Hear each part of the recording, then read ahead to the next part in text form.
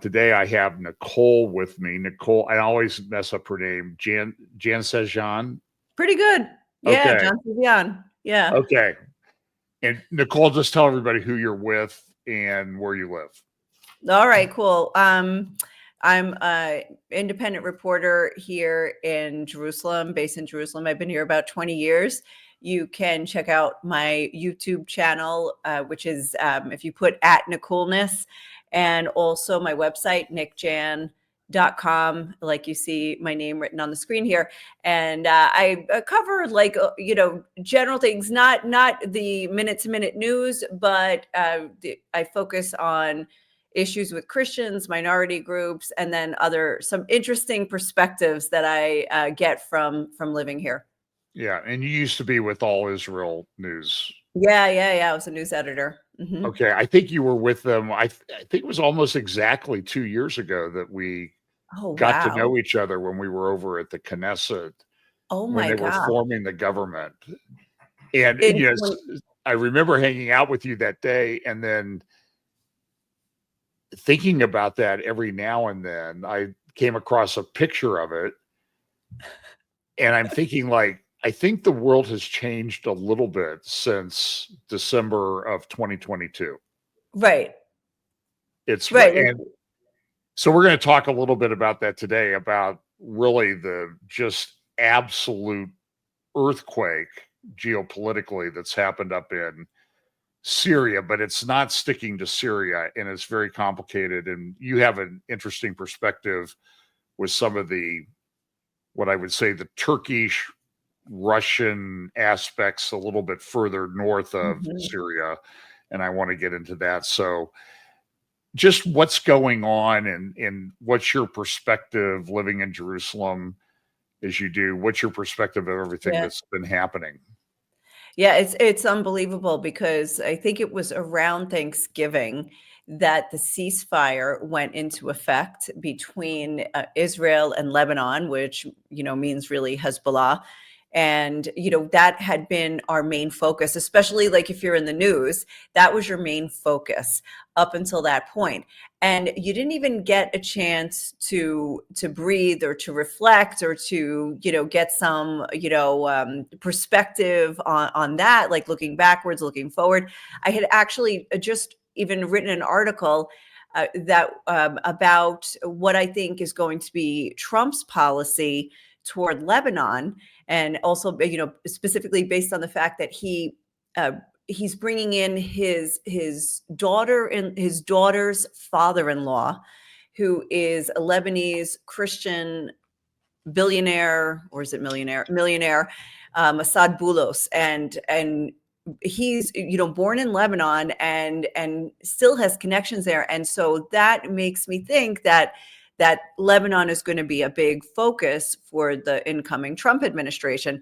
So that was all interesting for about 30 seconds, when suddenly the rumblings of the rebels in Syria that had been going on, like right after the ceasefire, then they just exploded onto the scene, and they very easily rolled south through Syria, one city conquering one city after another. And it was like, I think 11 days after the ceasefire that Damascus had fallen.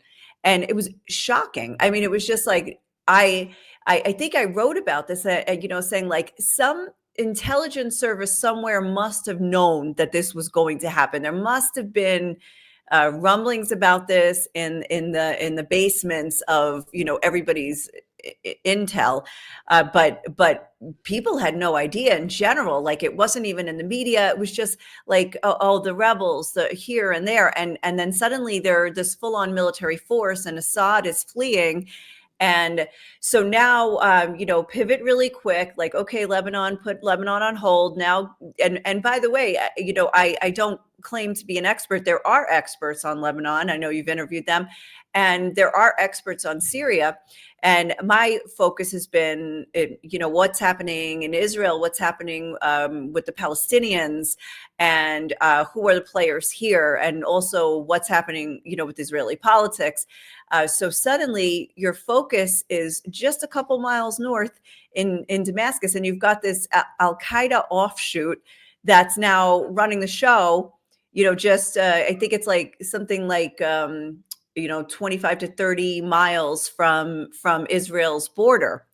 And so all of, now you've got to pull out new books and say, like, okay, so let's read up on Syria, but not just Syria, but all these groups now.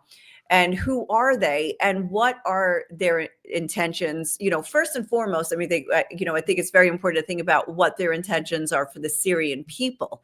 But secondly, Israel is looking at it from, what does that mean for us? So all of the troops that they had in southern Lebanon, and I think it was just like they had just said, okay, we're going to reduce the amount of reservists that we have now. Suddenly, it's like they shifted a little bit to the east, and now they're on the border.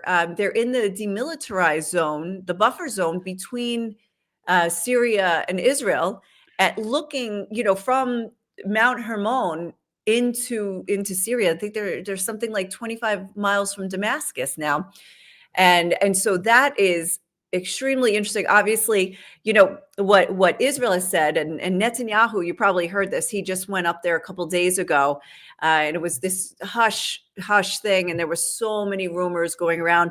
They canceled his testifying at the trial that day, and then there were reports that, he's in Egypt because they're about to make a deal for the hostages. But then suddenly you find out, no, he was actually in Syria, in that buffer zone area, and saying, like, that Israel is going to stay right where it is until it knows, basically, these are my words, not his, exactly what is happening here, just to keep a line of defense. So because there's a lot of instability, and also, with the Druze, and I think the Druze towns are like on the border with Israel, and some of their, like, the families are split, some that live in Syria and some that live in Israel. And then there were questions as to whether or not they would want to be part of Israel or not. But by the way, what's the status of that? Is anything been determined yet? Or is that, I mean, because I've also heard people say, it's hard to tell because social media and X and all this stuff, everybody posts their opinion like it's fact. So some of the pro-Syrian channels are, oh no, that's fake news. That's fake news. Oh yeah.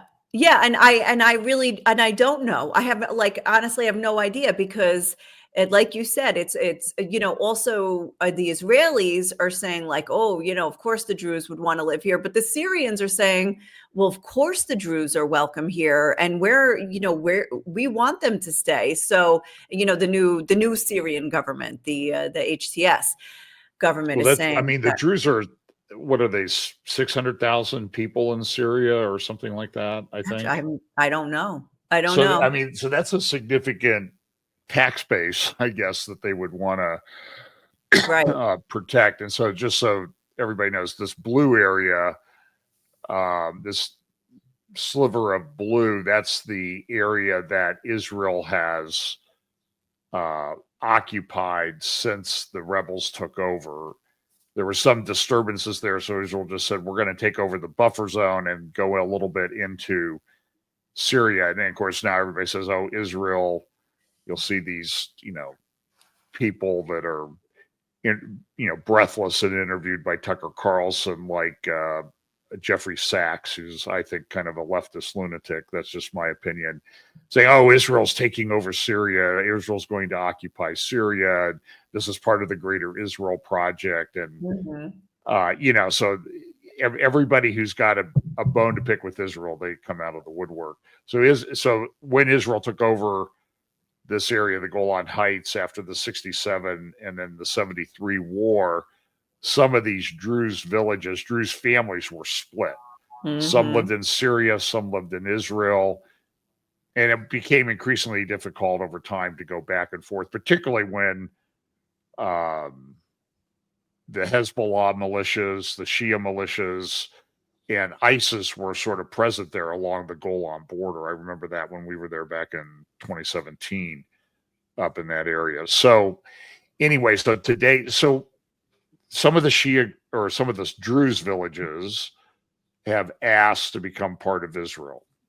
Apparently. I mean, Yeah. you know, I don't know, or is it just one or two Druze? And that's the thing, like you said, and I have to be very careful, especially when, you know, first of all, we know we're not getting free media from a lot of these countries. Right. And so you can't necessarily read the regular media and trust that because it's government, you know, it's government controlled. Now, the other problem is you can't also trust, you get a lot of news on Twitter, for, you know, formerly known as Twitter, but you also get a lot of, or more than a lot of, you get opinion, you get the news filtered through opinions. So if you know, for instance, like if you're pro-Assad, you're getting only pro-Assad news, which would be that, oh, the rebels are going to be really bad for Syria. But if you were persecuted by Assad, you're saying like, well, the rebels are the best thing that ever happened to Syria. So not having a, you know, a formal education in the history of Syria and the politics and who was who, and then who these groups are, you know, it's like I have to be extremely careful to find out like what Right. exactly to believe. I have spoken to a few people that are from Syria. Like one for instance, is a Christian that he moved to America long time ago. But his sister still lives there, and he was, while before Damascus even fell, as soon as he heard a little bit, because he follows the Syrian news in Arabic, and he called his sister and he said, you need to get out now. And they did not get out before Damascus fell. So I mean, I can get some of my updates from him and feel like I can trust, you know, what he's telling me. And but other than that, it's really hard to trust sources that you don't know. But I will tell you that, like, also Israel, from the beginning, Israel was attacking military targets in Syria, mostly Assad's leftover weapons. Also Iran's leftover weapons, because you know, this was, it's funny. I just heard this interview yesterday with a Syrian analyst he's Syrian born. He lives abroad now. And it was him and another Syrian who also lives abroad. And they were talking about, like, what you said, like that Israel is Israel's plan is to occupy the country. But I mean, and I understand what they're saying. I mean, this is, they grew up with these fears that Israel's the main enemy. And I was like, wait a second, though. Iran was occupying your country right before, right? I mean, you know, Right. the tunnels or the transit lines going from Iran to Hezbollah, and the Iranian bases, or Hezbollah bases, or, you know, the Iranian proxy group bases all over. So what amazed me as well, right after Damascus fell, was when the Israeli Air Force went to work. They were, I mean, we're talking dozens of targets a day. Like, I mean, I don't know the exact number. And when you do your next interview, you can ask. Maybe she knows. But so I don't know the exact number, but it's dozens, maybe 200 total targets. I don't know.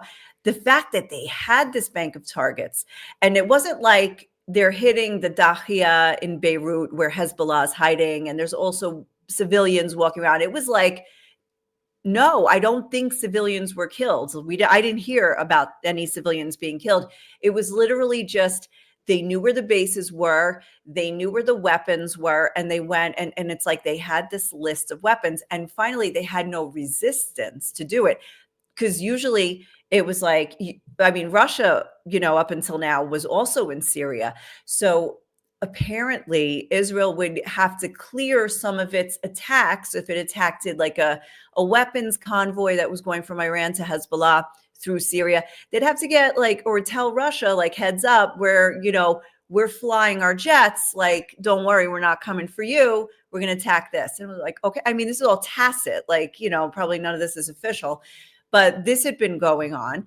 And suddenly no clearance, just do it. Like, it was just like open airs, like we're not talking about going into Lebanon, which has just been the name of the game for 14 months. It was just Syria, like open skies, like no resistance whatsoever. So that's what Israel spent 2 weeks doing. I've heard I interviewed Danny Seaman the other day, and he had been on the IDSF channel, and he made an interesting comment that there's some thinking in the people that, have different contacts in the Israeli government, that they had some idea that this was going to happen. And that's why they did the ceasefire in Lebanon, so they could be ready. And it's interesting how quickly Israel has this incredible intelligence network. I mean, it's unmatched anywhere. I mean, we saw this, it was only it wasn't even 3 months ago that they did the beeper and pager attacks in Lebanon. Right. And then they got Nasrallah and all the other Hezbollah leaders in one shot. But yeah. Completely decapitated the Hezbollah leadership, their brigades, and went into Lebanon a little ways, not super far, but just took out a lot of infrastructure. And I mean, what's the thing? Are people in Israel surprised at what's happened? It's funny that you say what Danny Seaman said, because I was thinking the opposite. I was thinking that the rebels took advantage of the ceasefire, not that Israel made the ceasefire because the rebels were on the move. So that's interesting. And the other rumor that I heard, and of course this comes from the OSI, open source intelligence guys on X, but they're actually pretty good, and they're much quicker at getting things out there than regular media is. But I also hesitate to see something and then run with it immediately, because I want to be factual, not sensational, I guess is the way that I try to do it. But one of the things that's running around the open source intelligence community today is that Assad told Israel, in return for safe passage out of Syria, if they would help with that he would give them the locations of everything that should be attacked. Oh, to be taken. Now that's kind of it. And, I could see Assad doing that. So I want to, interesting. I mean, have you seen these videos though, that are coming out about the I can't remember the name of the one of the prisons where they think, 150 or 250,000 people were killed, mass burial sites up around Hama and that type of thing. And then I also have people that I don't know why they pop up in my feed on X that are very pro-Assad, pro-Syria, and they deny that any of this happened, that this is all they use terms like the jihadis that are running around Syria. I mean, and it's just, my feed is just this screed of people that hate Israel and are, pro-Islamic and that. And I don't know why. I don't know if it's because I actually stop and look at them occasionally, so I get fed more and more of it. So you keep getting them, right? I know, it's like a torture chamber. But anyway, so and the other thing too is, I mean, what's the explanation for why there was no so Israel's destroyed billions of dollars of weapons and weapons stores and air defense systems all across Syria. They took out the Syrian Navy. And I think the Russians are massing they're having trouble getting everything out because they're tied up in Ukraine. So they've been sending cargo planes down to Syria to get their stuff. But that's a question everybody has is, why was there no response from Iran? Why was there no response from Russia? Why did the Syrian army just evaporate? What's the thinking there right now about that? Yeah, I actually have no idea. I mean, why? First of all, Iran. I mean, I will say some of the thinking. I mean, that's I don't know. I'll tell you some of the thinking is that, which I'm not sure is correct, is that that Iran was so weakened by what Israel did to Hezbollah, and that also that you notice that Hamas jumped into October 7th, and then they expected everybody to get involved, like Hezbollah, the Houthis, and they did. I mean, to some extent they got involved, but it wasn't all out. It was a little bit hesitant, because if Hezbollah was going all out, what would have happened. Like, Israel would pretty much, it would have been World War III. Most of Israel would have been under, like, in rubble right now, because they had 150,000 rockets back then, missiles, rockets, drones, etc. So nobody went all out. The Houthis, by the way, I don't know when you are going to publish this, but today, which is Thursday, December 19th, there were two Houthi launches at Israel, a drone and a missile.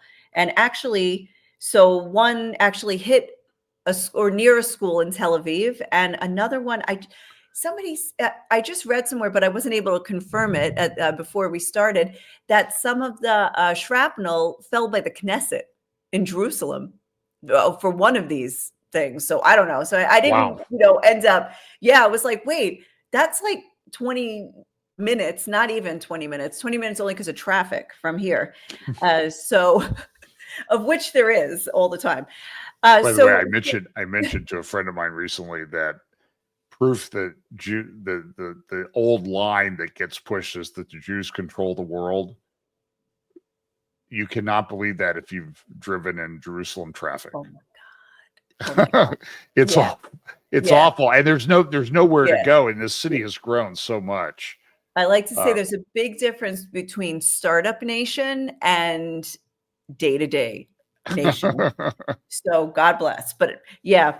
Anyway, so people think basically, okay, we weakened Iran and Iran's just watching out for itself. And so and one thing which I think does have a little bit of credibility is that the Iranian regime is more of a long-term and preservationalist. Is that a word? Like they're preserving themselves, thinking about themselves, keeping their border secure and keeping order. So when they are threatened externally, rather than get involved and send, like, imagine if they did send their own military, Iranian soldiers to Syria, they might risk an uprising because of lack of defense, maybe in their own country. So that was another, one of the theories that was being floated as to why Iran didn't get involved. So the other question, of course, is, does this completely cut off Iran? Is it final? This is the final answer. You're cut off. You don't have your lifeline between Iran and Hezbollah right now. Like, Syria was the conduit. And is that final? Like, have they accepted that as the final answer, and they're done? And I'm not sure. Like, so I think these are things that we'll see. Now, that brings us, of course, to the winner of this whole thing that just happened in Syria is not necessarily the rebels, but I believe it's Erdogan and Turkey. And so just today as well in Cairo, I mean, who was it? The president of Iran and Erdogan shook hands in Cairo. There's some conference happening there. And I think it's also the first time that in several years that the Iranians are attending. And so that is something that we should be watching. Do they look at this as now like, oh, we've got to be friends with Turkey? because Turkey has positioned itself. So the other thing that Turkey has done, and this is like just to throw in a different continent altogether, because that's how these politics work, or that's how this region works. Turkey has just negotiated an agreement between Ethiopia and Somalia. And by doing that, actually has positioned itself as a stronger player in in that region of Africa, Northern Africa, than Egypt, because Egypt had a dispute with Ethiopia for years. They might still have the dispute about a dam on the Nile River, like who's going to get who builds the dam, who gets the water. Like I think Ethiopia had blocked it at first. Anyway, that's a whole other issue to get into. But if Turkey now has positioned itself in this part of Africa, this guy's playing the entire chessboard of the region. And, so that is really something to pay attention to. Like I've recently, in the last like maybe 5 to 10 years, been paying attention to Turkey's moves. And also not just the moves, but what Erdogan says specifically. And a lot of his rhetoric that isn't necessarily reported overseas, but it's reported especially, like him speaking to his country, is about returning the Ottoman Empire to its former glory, and that would mean all the way down to Jerusalem. But he is a very expansionist thinking leader, and so it looks like, I mean, I wonder, that's why also, everybody that we talked about that could possibly be behind what just happened in Turkey, he is yet another player, if not the biggest one, and if not the biggest winner in this whole thing. Well, it's interesting that you bring that up. So I wrote an article for Bill Koenig's Watch.org. I can't find it, and I for some reason it disappeared from my computer, or whatever. It might have been when I was still practicing law. I stored it at the office and didn't take it with me when I left. But left meaning sort of retired, I guess. I wrote an article on Erdogan because he's a fascinating guy. I mean, he used to travel the ferries across the Bosporus, standing on the bow of the ship reciting the Quran. I mean, he's memorized the Quran. He's a radical Islamist. I'm pretty sure he was, and he's been at this for over 20 years. He turned the largest church in Christendom into a mosque, the Hagia Sophia in Istanbul. And there are maps. I mean, Foreign Policy was writing about this almost 10 years ago, that he had this hankering to move into northern Syria. And he's positioned himself. And I have friends that live in Jerusalem, and they say he's all over funding things in East Jerusalem to get influence. I mean, they said you can't move around the Armenian corridor, which you know very well, without running into Turkish people, tourists, and that type of thing. And they're talking about, we're going to restore the caliphate. Yeah. The Ottoman Empire. So Ethiopia and Somalia have gotten into it because Egypt's mad at Ethiopia because of that big dam. Right. It's called the GERD, the GERD, the Grand Ethiopian Renaissance Dam.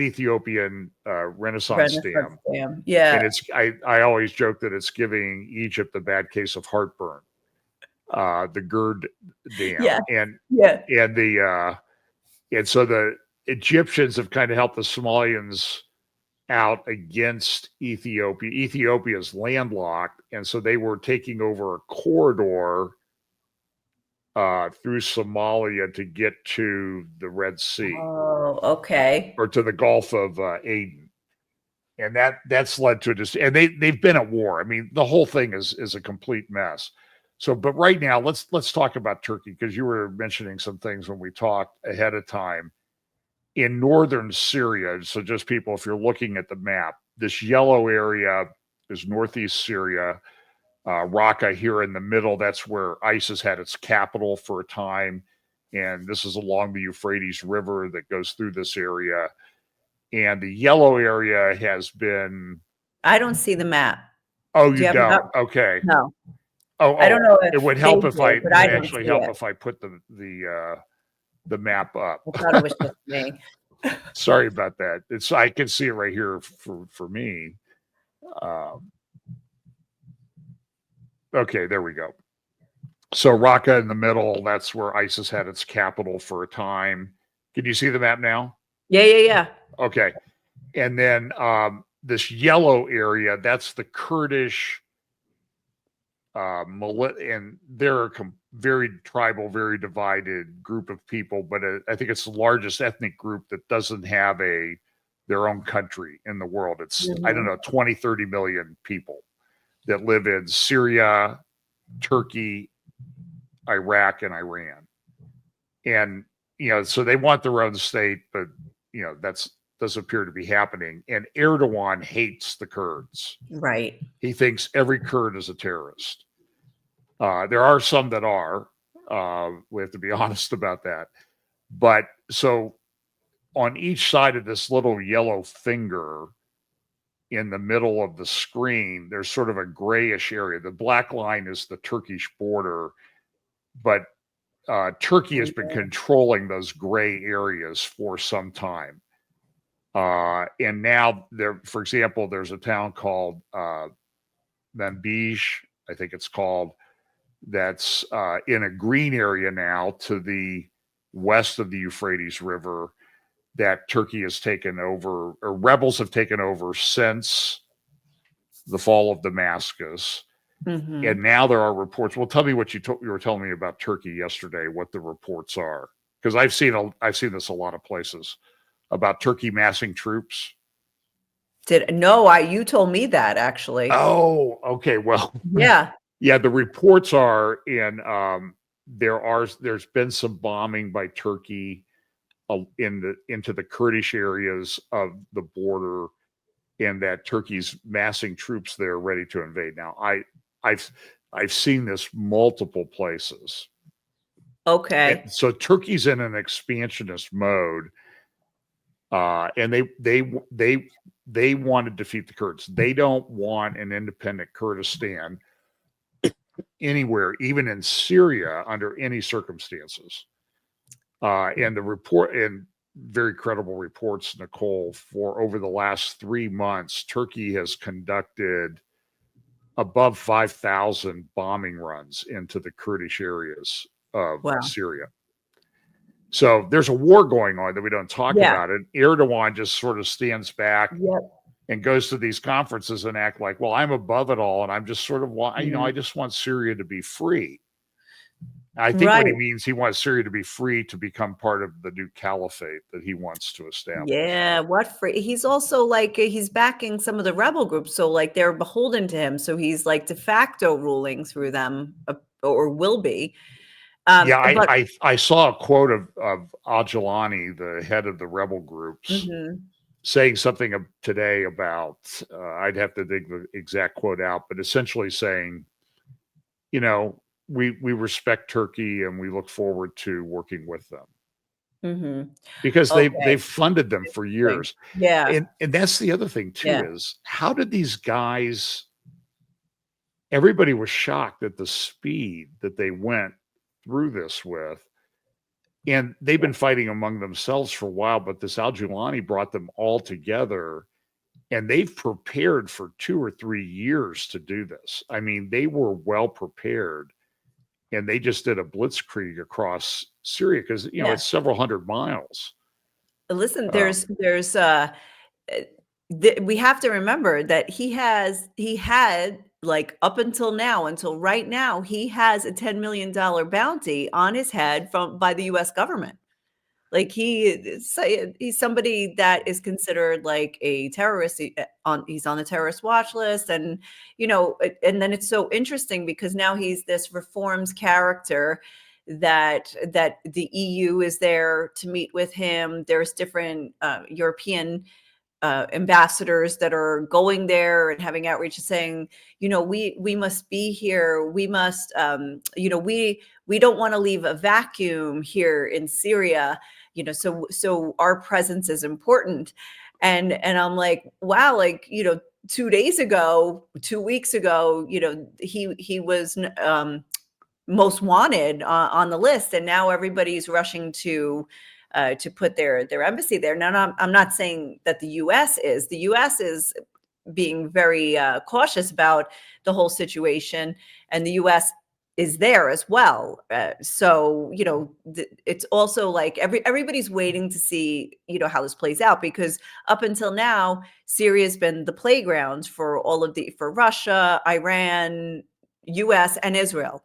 And Turkey, unbeknownst to us, also like behind the scenes funding and getting ready for their grand entry into Syria. So it's really interesting. And also what you said about the Kurds. So I remember you did mention that to me yesterday. You sent me that it looks like Turkey is amassing troops to have a full-out war. And then I saw an article that totally supports this theory, or maybe it's more than a theory, that this is the theory, is that he's got to do it before Trump gets inaugurated. So that could be why it's happening now, that the troops are being amassed, because he's only got about a month to get it done, if that's his plan. Well, so you wrote an article, you said, about Trump policy in Lebanon. Do you see that impacting this whole situation at all? Yeah, I mean, I can see, well, it depends. I think what we're going to want to see is if Lebanon can maintain safe borders through the Syrian transition. Now, Lebanon is surrounded by Syria and just a little bit at the bottom by Israel, and then, to the west, the Mediterranean Sea. So if Lebanon can maintain its borders, it'll be interesting to see who gets elected president, because the country's been without a president for a while.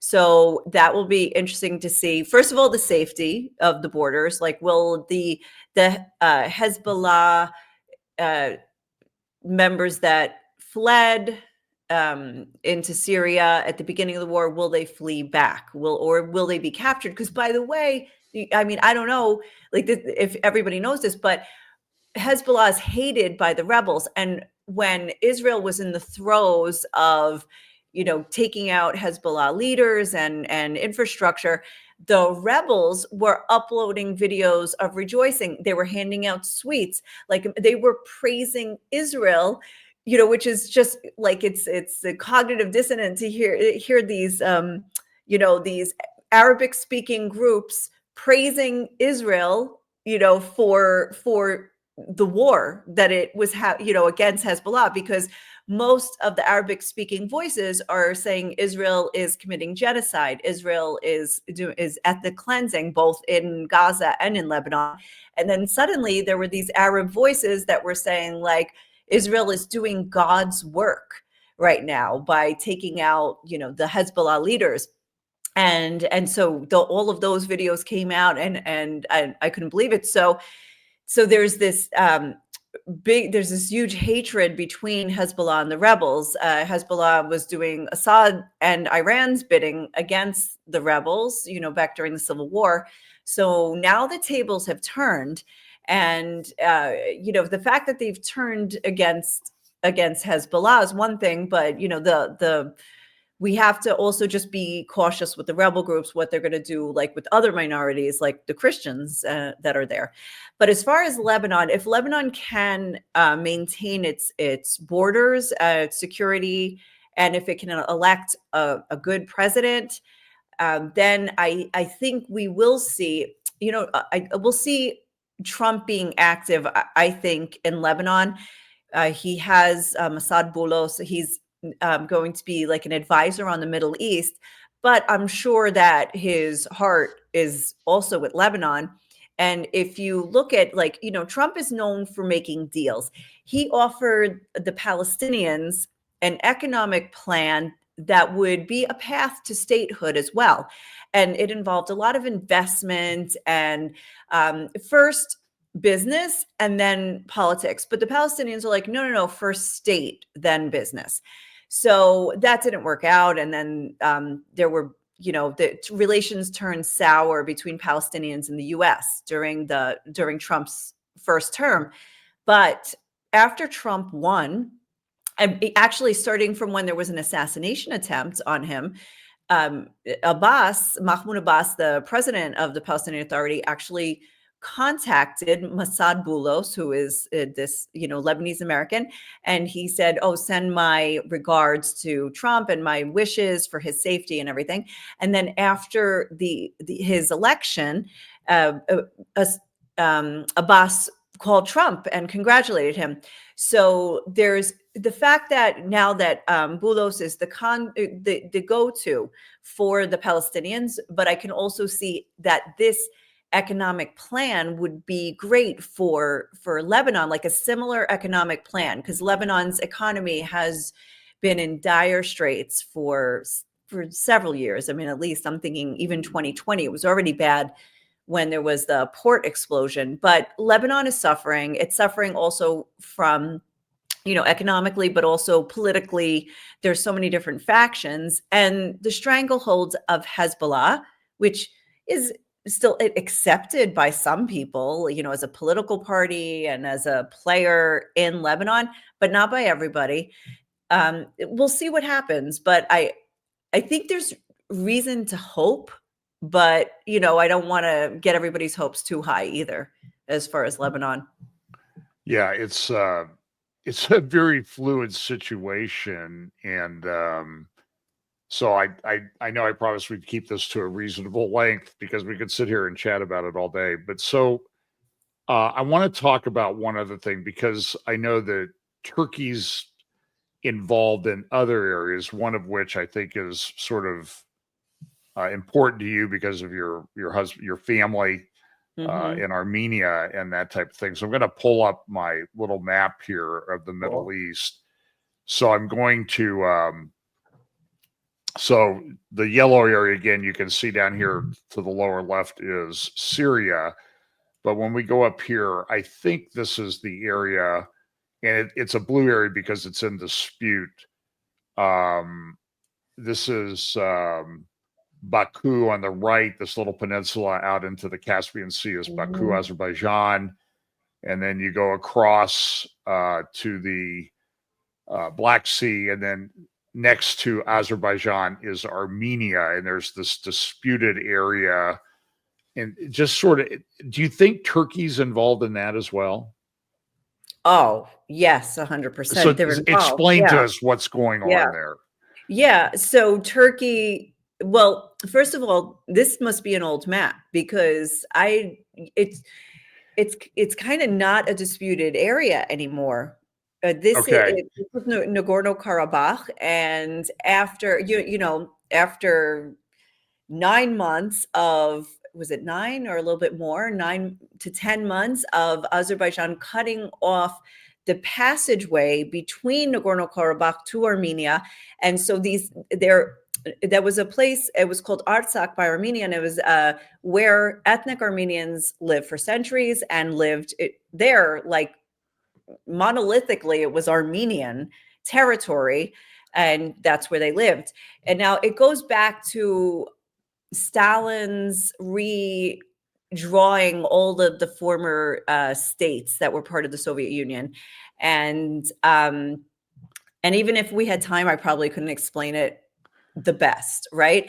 So after the Soviet Union fell, it was like, whose land is it? No, Armenia said it's ours, and Azerbaijan said no, it's ours.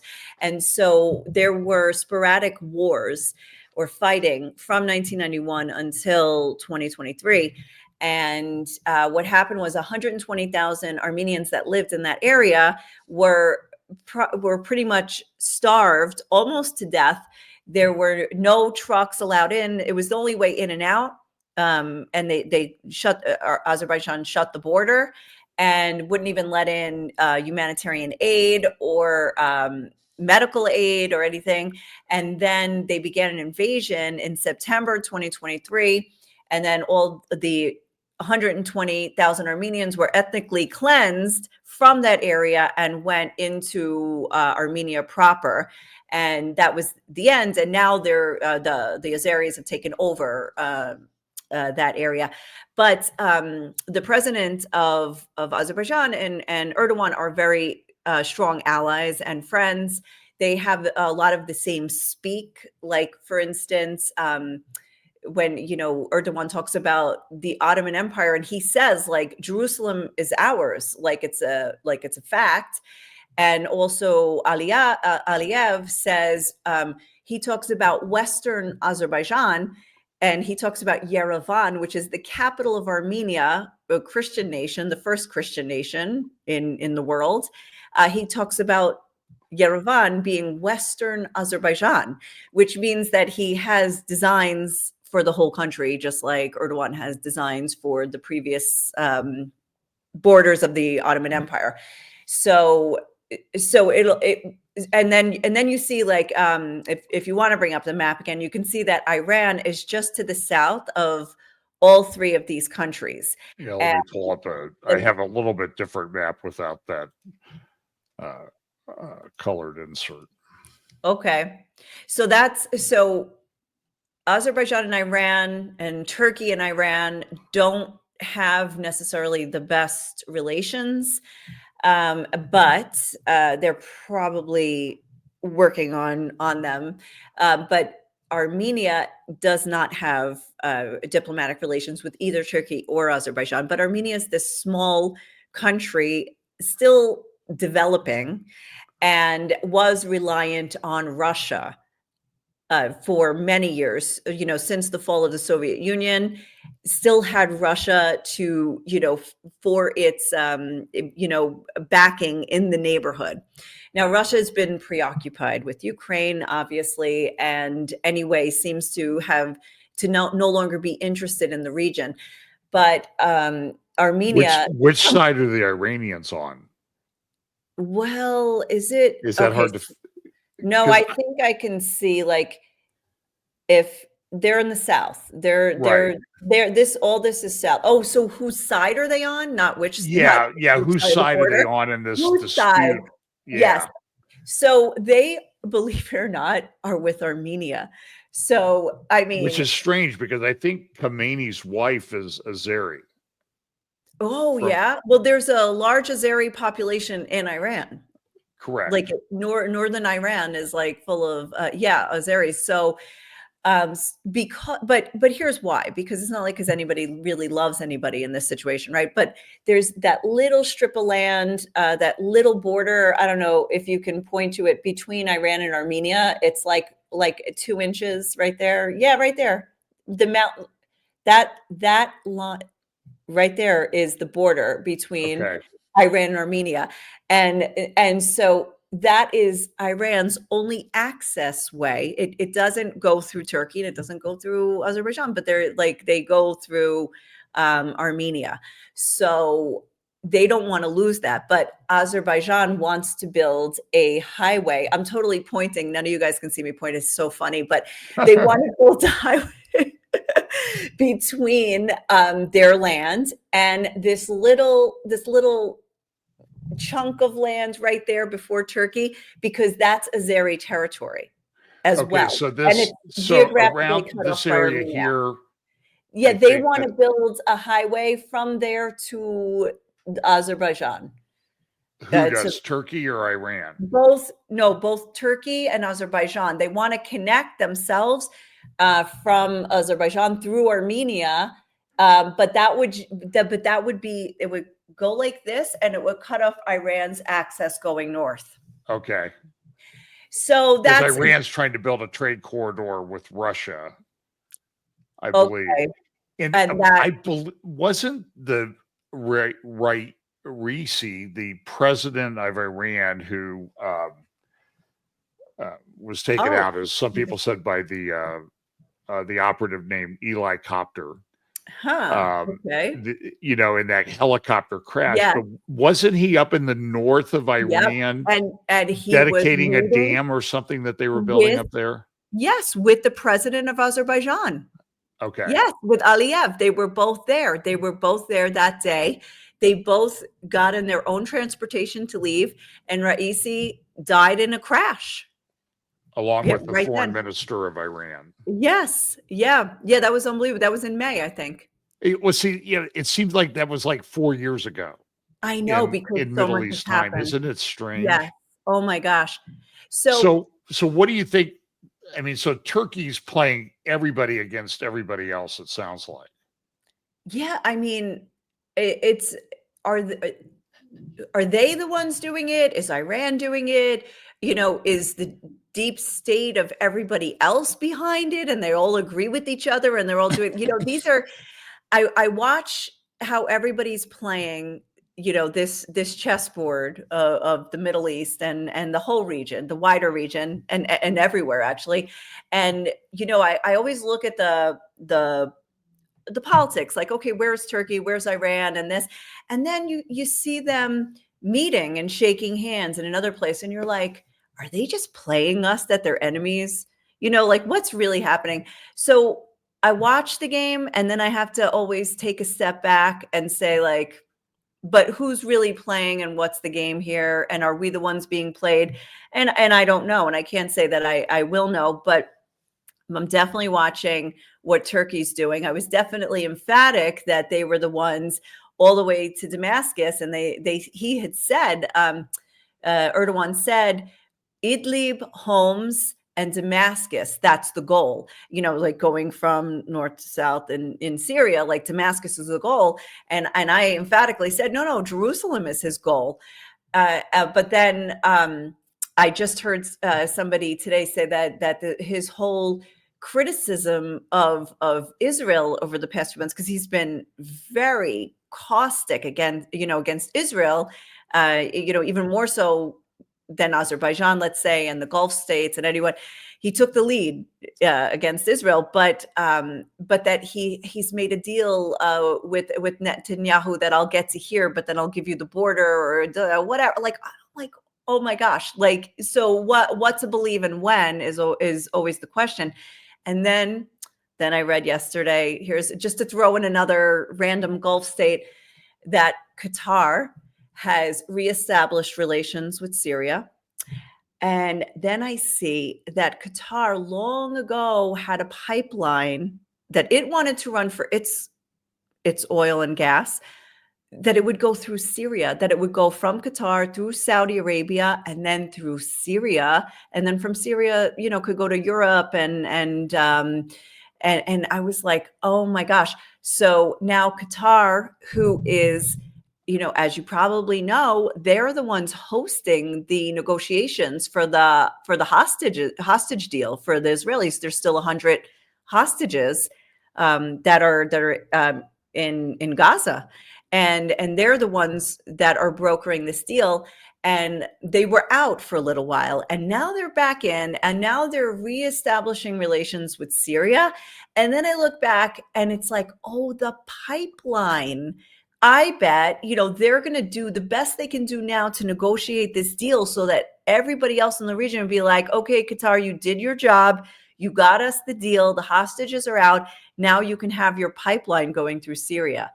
So I don't know this for sure, but I think we all need to watch what happens, what develops over the next few months. If it's not actually that Syria that this was laid out, not for the rebels and not for all these Syrian nationalists that want to go back to their homeland and get rid of the Assad regime and stuff like that, but maybe it's continuing to be the playground for the rest of the world that wants military bases and possibly pipelines going through that land. So that will be what I will be watching over the next couple of weeks. Yeah, here's just a quick, let me, whoops. I need a staff to help me do this. Oh, you're telling me. I know. So this is just some of the pipelines proposed that Qatar and Iran, one Sunni, one Shia. Qatar is the big supporter of Al Jazeera, Muslim Brotherhood. They share the largest natural gas field in the world. It's an incredibly valuable gas resource. So they were proposing building this pipeline up across Syria. And some people think that's why the whole Syrian civil war started. It's probably something that's forgotten to history at this point. But it'll be interesting to see how this is revived. Because I remember the map that Netanyahu held up at the UN just 2 weeks before October 7th, saying we're going to have this Middle East, Saudi Arabia, or India, Middle East, European trade corridor that's going to go across Saudi Arabia and Israel. And it seems like a lot of that stuff is kind of on hold, but Qatar's in it for the money, obviously. Yeah. And the Saudis are taking over golf and others. I think they're getting the World Cup of Soccer here. Qatar had it last time, so why not? With incredible amounts of corruption that took place. Yeah, so exactly. So, but this is before this happened, like you could see that Qatar was making all these overtures and portraying itself as Western, and now it'd be a long shot for them to suddenly be like Abraham Accords, I think, but now that you see like on the legend of the map you had, it said like US backed, like the Qatar version is the US backed one. So I'm like, okay. So, that makes sense. That's what they're going to do. It seems convenient when we have, and by the way, we're still, so 20 days in January, and this is what, the 18th, 19th? Oh, yeah. So we're like 31 days away from Trump supposedly and we always say this here in the U.S. now, theoretically he's taking office on January 20th. Right. And we don't know. And here you would say, inshallah. Yeah. Yeah. So there would be some invective, or we think that that's what's going to happen. And so just real quickly, what do you think's happening in the near term? When I say near term, I mean a little bit more than 24 hours. Oh my God. I could more easily predict like 30 days or a year than 24 hours. At this place, you go to sleep thinking one thing, you wake up with like a new reality. So, but all right. So what's your question? Sorry. Well, what do you think is going to happen in the long term? How do you see this shaking out? Wow. All right. I want to be optimistic, and I want to say that, well, I think there's a lot of truth to this. I think that Trump's victory put a real big pause in the region. Like, I think a lot of people, nations, leaders are like, okay, there's a new sheriff in town, and well, it's a new old sheriff, and we know what he's like. And I hope, and I'm not, whenever they say that a hostage deal is near, I'm like, let's not rush to it, because let's not rush to be excited, because it never happens. I honestly think that the hostages, there will be a deal before Trump takes office, if I can use that as my parameter. I think Erdogan's going to try to take as much as he can as well, territorially, before Trump takes office. I do have hope that the Trump administration is going to be more favorable to Armenia. And I do think that the new Trump administration is very pro-Israel, but I do see that it's going to cause a lot of internal friction, because despite the fact that there's a lot of pro-Israel, even like Huckabee is like not just pro-Israel, he's pro-settlement, but it's going to cause a lot of internal conflict, because there's also, like, if you want to see more an expansion of the Abraham Accords, you're going to have a lot more voices calling for a Palestinian state. And that's going to be tough for Netanyahu's government, and it's going to be tough for diplomats like Mike Huckabee. So that will be an interesting balancing act that's going to happen that I've got my eyes on.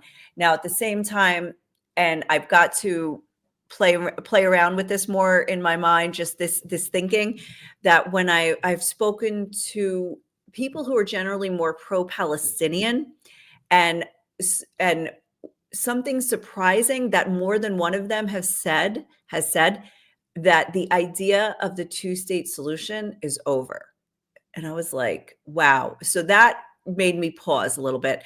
So I think as far as the Palestinians, and now seeing like Abbas's overture towards Trump, and also the complete devastation of Gaza. It's completely devastated. Like, if you don't have to call it genocide or ethnic cleansing, but but Gaza is either a military zone or destroyed.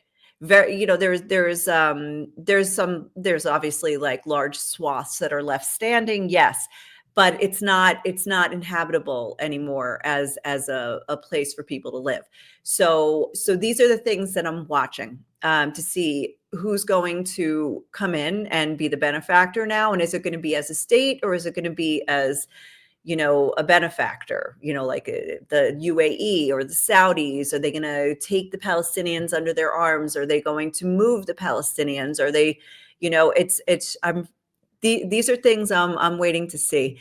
And I don't know, like I've given you more questions than answers, but these are the things that I'm mulling around, and hoping that we do see a release of hostages by Trump's inauguration. But there are other areas of concern as well, like Turkey taking more territory by then, and see what he'll do with the Kurds. That's what I got. So how does it, just one last question. So does this really have an impact on your life living there? I mean, how does that factor in? I mean, are you used to it, or what?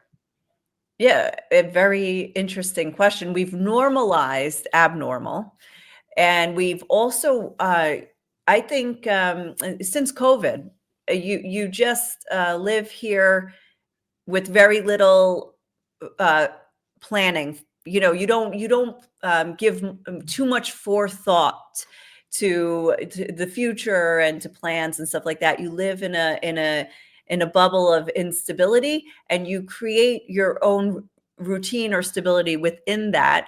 So, since October 9th of 2023, Jerusalem has not been a place of rockets or war. We've had random things. So Jerusalem quickly went back to normal, but it was normal with, by the way, no Christmas, because even the Christians, like the Christian churches, are, in solidarity with the Christians in Gaza. Were only 1,000 before the war. Now there's even fewer. But, so like, we're not going to have Christmas trees. We're not going to have this and that. So like, there's just this constant recalibration of reality, and none of it's normal. Like, and so it doesn't affect our day to day. Like, I can go to the store, my kids are at school, we're working, but it's just not normal. Like, I wouldn't tell people to come visit now, kind of a thing. Okay. That's interesting. So I'll put a couple links down in the show notes as to where they can follow you. Nicole, thanks a lot. Always appreciate it. We'll look forward to doing it again in the near future. Have a good day. Thanks. All right. Thanks, John. Bye. Thanks.